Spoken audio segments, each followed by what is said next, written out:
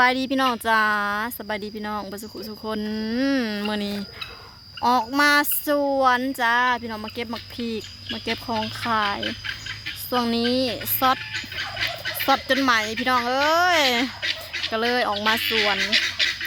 คือโอกาสงานเวลามาหาเก็บของขายพี่น้องมาเก็บมักพริกเลยกะซีเก็บมักแข้งมียังเขาก็เก็บเบิดแหละมักหนองมักนาว5 เล่มสวนของเฮาลำไยดกพี่น้องต้นน้อยๆนะต้นน้อยๆเบิ่งสภาพแบบหอนหรือบ่หอนเบิ่งหนาเหือย่อยสดบอกลำไยฮะนะมันดกโพดพี่น้องมันจะได้กินอยู่บ่นี่มันคือแตกแนวนี้ต้นลำไยพ่อใหญ่ทอนข้างหลังกับแบบ6 แหงเอากลับมาเก็บนี่มักพริกมากับร้านสาวค่ะมากับน้องไข่มุกสวัสดีปะลุงแน่จ้า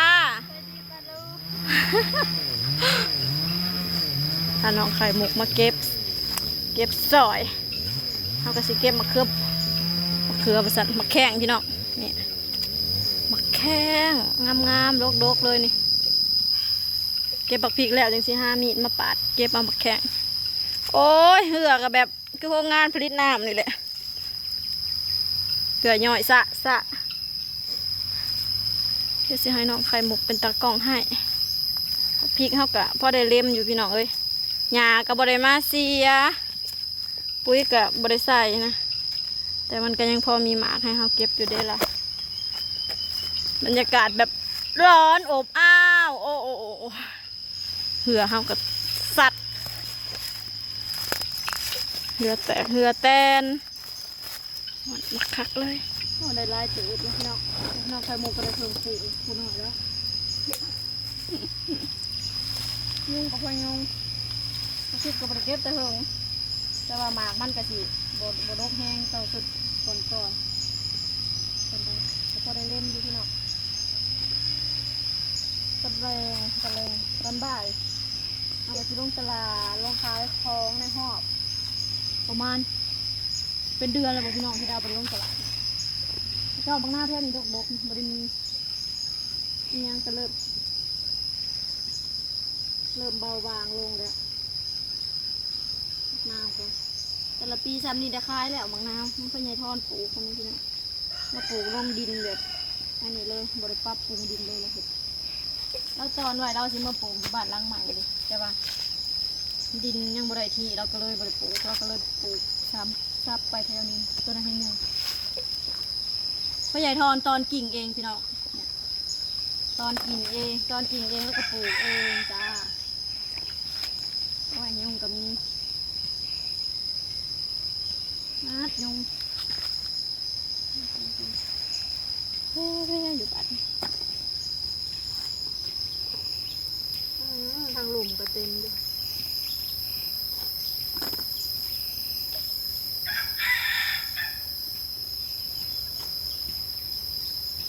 แล้วเวียกแล้วงานเก็บเครื่องเก็บของซอยข้าเจ้าแล้วก็มาพากันหอบมาสวนพี่น้องเอ้ยสำเร็จไปงานบุญสูตรซ้ำหะบ้านเขาเจ้าหนิงซ้ายสินเขาเจ้าก็หนิงห้องแดนสวนดาวนาอันอยู่ติดชายแดนระหว่างบัดดอนวายกับบัดคันธจารนี่อันหัวเนาะแล้วหัวสวนของเรานะที่เป็นแดนเลยแดนระหว่างบัดดอนวายกับบัดคันธจารนี่เขาเจ้าก็คือมองได้มีแบบเพื่อนคนก็เป็นเขตแดนของบ้านแน่เนาะคนก็สิเอาซ้ายสินผายมุ่งคุ้นนี่นะนิ่งจนหอบบ้านเลยพี่น้องนี่ข้าเจ้านิ่งเรียบร้อยนิ่งเลยก็หวานหินหวานทรายขึ้นหลังคาแต่ละหลังคาเป็นประเพณีสืบทอดกันมาแต่บรรพบุรุษเท่าบุรีพี่น้องติดต่อกันมาเรื่อยๆถ้าว่าคนในบ้านน้องบอยู่ดีไม่แห้งเป็นกสิพากันเห็ดบุญสูตรซ้ำหาบ้านถ้าเห็ดก็ต้องเห็ด ติดกัน3 ปีต่อกันถึงจะแล้วปีหน้ายังอีกปีหนึ่งพี่น้องปีหน้าก็คนก็จะเห็นอีกจะกำหนดจะทำเก่านี่แหละโตหอดงานนี้เดือนนี้มาของปีต่อไปเพิ่นก็จะเห็นอีกปีหนึ่ง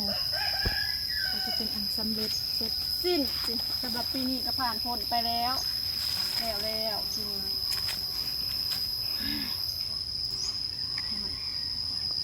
ห่อนกระจมมาห่อนกระจมยังสิลงสวนคลองอีกได้สิพาพี่น้องลงชมวิวอยู่คลองตอนนี้เขาก็ลงมาสวนแคมคลองเลยพี่น้องลงมาหลังจากที่บริลงมาโดนเติบแล้วก็คือแบบหกแหงในยอดพักตำนินพี่น้องพักตำลึงนี่หูมต้นมักพิงเฮาเบิร์ดเดี๋ยวดาจะเก็บเอายอดมันไปขายยอดมันอยู่ไสบ่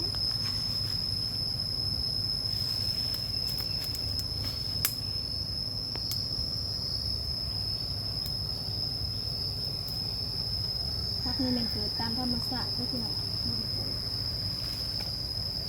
เองจ้าน้ำพีลามกับมันเป็นอะไร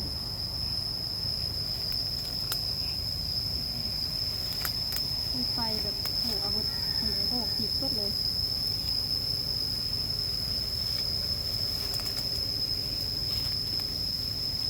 สวนกับพ่อเสียหยาเลยเด้อหยาเต็มเลยพานางไข่หมกมาเสียหยาสวนค่ะสวนต้นมะพริกเขาก็แต่ทีนี้ทอดแล้วก็นี่ทอดแล้วก็ปล่อยว่างละแล้วก็มาเชี่ยวมันสวนมะพริกจ้ะเป็นปีเด้เป็นปีเสร็จขาวไปทอนนั่งโบปล่อยออกมาสวนไปได้พี่น้องนอนอยู่บ้านหลังใหม่ไปทอนกับป้าสวนเลย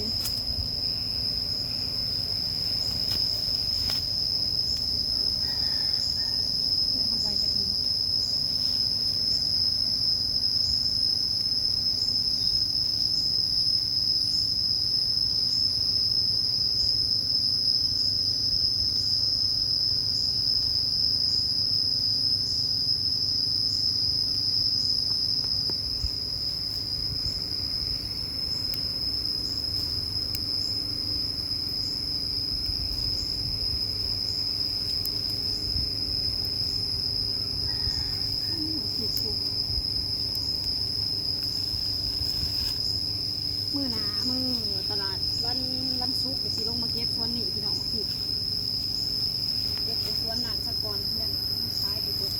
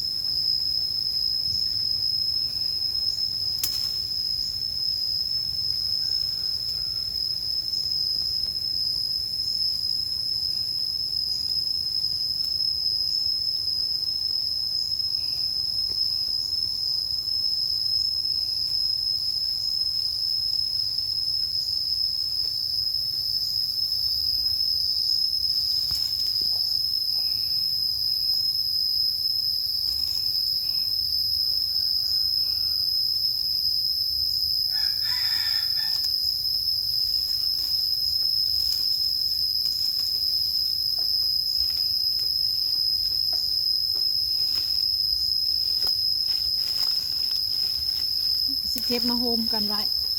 เมื่อเพื่อนจะไปมัดเป็นกำนะ เก็บใส่กันบัดนี้จ้าตอนนี้เขาก็ขึ้นมาแต่สวนแคมคลองเลยพี่น้องมาเก็บหมักนาวหน่อยพันธุ์พื้นบ้านหอมๆพี่น้องจ้านี่หน่วยใหญ่พอปิดแล้วล่ะนี่หน่วยมันหล่นก็มีเหลืองสุกคือหมักสีดานี่พี่น้องตอนนี้น้องไข่มุกกำลังปิดวันนี้เราจะเป็นแม่ค้าขายผักปูน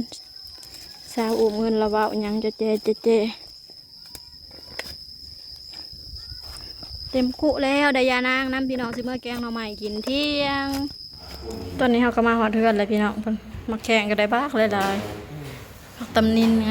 ามเดี๋ยวเขาก็จะมาเห็ดกำหมักนาวแล้วก็มีหมักพริกโอเคเด้อพี่น้องสำหรับคลิปนี้แล้วก็ขอเจ้าคลิปไว้เพียงสำนีก่อนเตรียมของขายก่อนพี่น้องจ้ะฝากพี่น้องกดไลค์กดแชร์ฝากเป็นกำลังใจให้ดาวในเด้อเจอกันคลิปหน้าเด้อจ้า